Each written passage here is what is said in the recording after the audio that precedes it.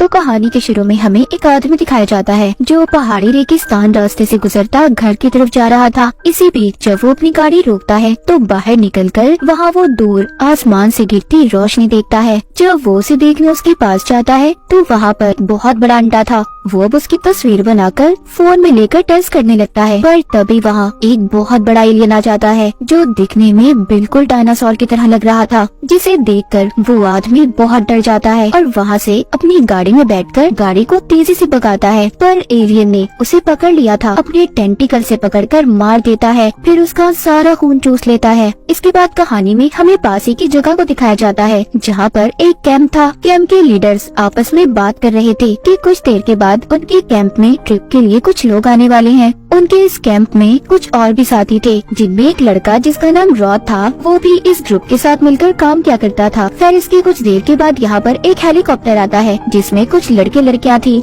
जो यहाँ पर ट्रिप के लिए आए थे। इनमें एक लड़का जो बहुत ही नखरे में था, यहाँ तक कि उसे अपना सामान उठाना भी पसंद नहीं था। रॉड के अंकल को उसका ऐसा रवैया पसंद नहीं आता। वो उसे कहते हैं, देखो यहाँ पर तुम्हें सारे काम खुद ही करने हैं, यहाँ पर तुम्हारा कोई नौकर नहीं है। जिसके बाद पायलट सभी को रेगिस्तान के बीचों बीच छोड़ जाता है और कहता है कि मैं आप लोगों को यहाँ से तभी लेने आऊंगा जब आप लोगों का ट्रिप खत्म हो जाएगा, और इससे पहले आप लोग मुझे नहीं बुलाएंगे। ये सब ग्रुप की लीडर क्लेरी से कहकर चला गया था। वो यहाँ पर सबको समझाती है कि आप लोगों को यहाँ पर कोई भी डिजिटल चीज का इस्तेमाल नहीं करना, जैसे कि आपके मोबाइल्स वगैरह, और सबको नेचर यानी कुदरत में रहना सीखना होगा। इसीलिए ये सबसे मोबाइल फोन्स भी ले लेती है। क्लेरी सबको समझाती है कि हमें अपनी पहली मंजिल तक पहुँचने के लिए 15 मील का सफर तय करना है, इसीलिए हमें लगातार चलना होगा। रॉड के अंकल उनको चलते हुए कहते हैं कि किसी को भी अपना सफर भागकर या जल्दी जल्दी तय नहीं करना, क्योंकि यहाँ के मौसम में आप लोग थककर बीमार हो जाओगे। उधर ही रॉड भी इनके साथ था। वो इन्हीं ग्रुप में एक लड़की जिसका नाम कॉर्टनी था वो उसके पीछे चल रहा था, पर ये बात कॉर्टनी को अच्छी नहीं लगती, इसीलिए वो रॉड को उससे आगे चलने का कहती है। चलते चलते इन सबको शाम हो गई थी। ये सभी रास्ते में टेंट लगाते हैं और सो जाते हैं। तभी रात को रॉड के अंकल को सोते हुए किसी किस्म की आवाज आ रही थी। जब वो अपने टेंट से बाहर निकलकर देखते हैं तो वहाँ पर जंगली घोड़ों का झुंड था जो भागकर इनकी तरफ आ रहा था। ये जल्दी से सबको टेंट से बाहर निकलने का कहते हैं। सब टेंट से बाहर आ गए थे, पर रॉड देखता है कि कॉर्टनी अभी भी अपने टेंट में फंसी हुई थी। वो जाकर उसकी मदद करता है और उसे बचा लेता है। ग्रुप का एक लड़का क्लेरी से कहता है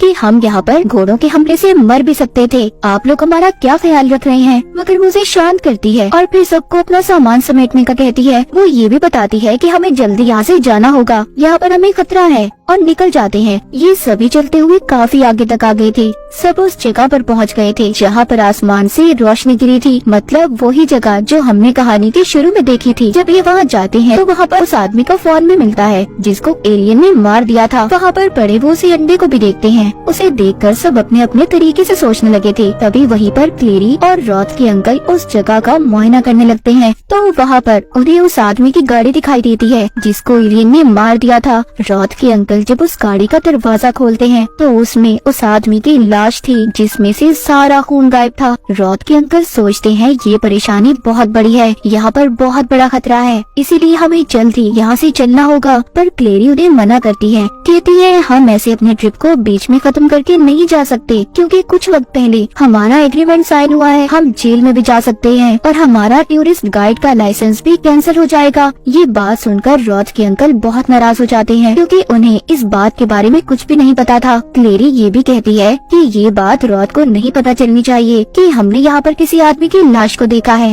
ये सब वो रॉड के अंकल को समझाकर जाने लगती है। कुछ वक्त के बाद रात भी हो गई थी। अब ये सभी यहाँ पर टेंट लगाकर इसी जगह पर रात गुजारने का फैसला करते हैं। तभी इनके ग्रुप का एक लड़का वॉशरूम जाता है। रॉड के अंकल रॉड को उसके साथ जाने का कहते हैं, मगर वो लड़का उसे साथ ले जाने से मना कर देता है। जब ये बात रॉड के अंकल को पता चलती है तो वो उस पर बहुत नाराज होते हैं, कहते हैं कि तुमने उसे अकेले क्यों जाने दिया जंगल में, वो हमारी जिम्मेदारी है। अब वो जल्दी से उस लड़के के पीछे जाते हैं, लेकिन वो लड़का उन पर भी गुस्सा कर रहा था। रॉड के अंकल उसकी बात सुनकर वहीं दूर जाकर खड़े हो जाते हैं। तभी हम यहाँ पर उसी एलियन को देखते हैं, डायनासोर की तरह खतरनाक एलियन। वो एलियन उस लड़के पर हमला करने वाला था। तभी उसके दरमियान में रॉड के अंकल आ गए थे जो उस लड़के को भागने का कहते हैं। वो तो वहाँ से भाग गया था, पर रॉड के अंकल को उस एलियन ने अपने टेंटिकल से पकड़ लिया था।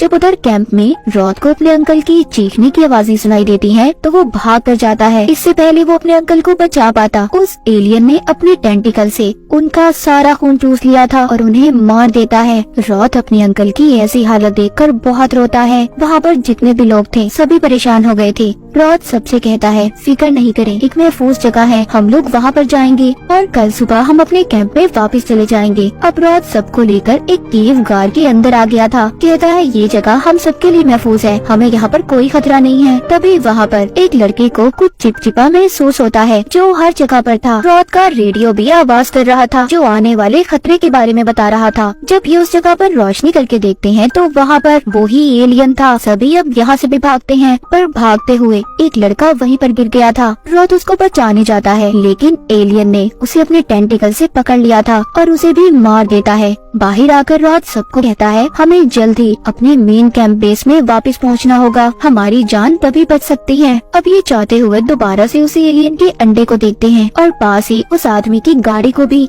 रॉथ क्लेरी से पूछता है, क्या तुम जानती हो इस बारे में? वो कहती है, हाँ। अब रॉथ को क्लेरी पर गुस्सा आ रहा था। वो कहता है, तुम इस बात के बारे में जानती थी, तुमने मुझे पहले क्यों नहीं बताया? इतने लोगों की जिंदगी को तुमने खतरे में डाल दिया। रॉथ सबको लेकर वापिस से उसी जगह पर आ जाता है जहाँ से इन्होंने अपने सफर को शुरू किया था और सबको उनके फोन्स भी वापस कर देता है। क्लेरी सबको कहती है, हमें हेलीकॉप्टर कल सुबह को लेने आएगा, इसलिए आज रात हमने यहीं पर गुजारनी है। तभी इनके ग्रुप की लड़की ये देखती है कि रॉथ का रेडियो दोबारा से आवाज कर रहा था। तभी रॉथ सबको एक कमरे में जाने का कहता है, लेकिन अब वहाँ पर भी एलियन आ चुका था। वो एक लड़के पर हमला करने की कोशिश करता है, पर रॉथ वहाँ पर अपनी गन लेकर उसका मुकाबला कर रहा था। रॉथ सबको एक कमरे में ले जाकर दरवाजे को बंद कर देता है। तभी वहाँ पर वो ये देखता है कि उनके ग्रुप में क्लेरी और एक लड़की नहीं थी, उधर वो दोनों बाथरूम में छुपी हुई थी। पर एलियन को उनके बारे में भी पता चल गया था, वो उनकी तरफ बढ़ रहा था। रॉथ अपना दरवाजा खोलकर उनको बचाना चाहता था, पर एक लड़का उसे ऐसा करने से मना करता है। वो कहता है कि अगर तुम दरवाजा खोलकर बाहर गए तो हम सबकी जान को खतरा हो सकता है। लेकिन रॉथ उस लड़के की बात को नहीं मानता और उसे गन मारकर बेहोश कर देता है। बाहर क्लेरी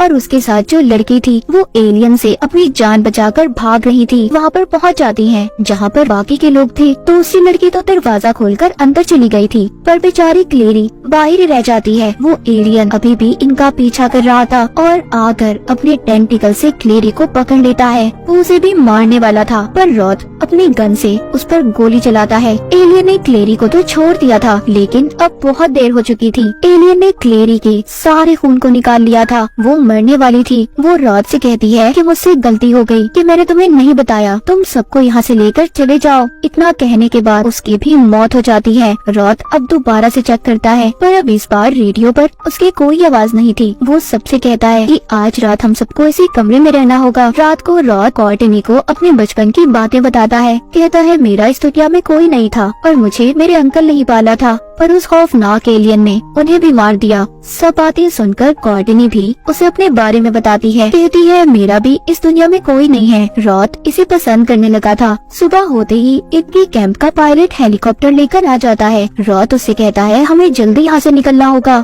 यहाँ पर खतरा है। पर वो जाने के लिए तैयार नहीं था। वो कहता है, पहले मुझे बताओ क्लेरी कहाँ पर है और तुम्हारे अंकल? वो वहाँ पर दोनों को आवाज देने लगता है, पर जैसे ही वो थोड़ा सा आगे जाता है वहाँ पर वो क्लेरी की लाश को देखता है। रॉथ कहता है, मैंने कहा था ना यहाँ पर खतरा है, यहाँ पर एक एलियन घूम रहा है जो सबकी जान का दुश्मन है, मैं तुम्हें इसीलिए यहाँ से जाने का कह रहा था। वो सभी अब हेलीकॉप्टर में बैठ जाते हैं और खुश थे कि वो यहाँ से जा रहे हैं, पर अचानक से उनकी रेडियो पर दोबारा से आवाज होने लगती है। वो एलियन इनके हेलीकॉप्टर से लटका हुआ था।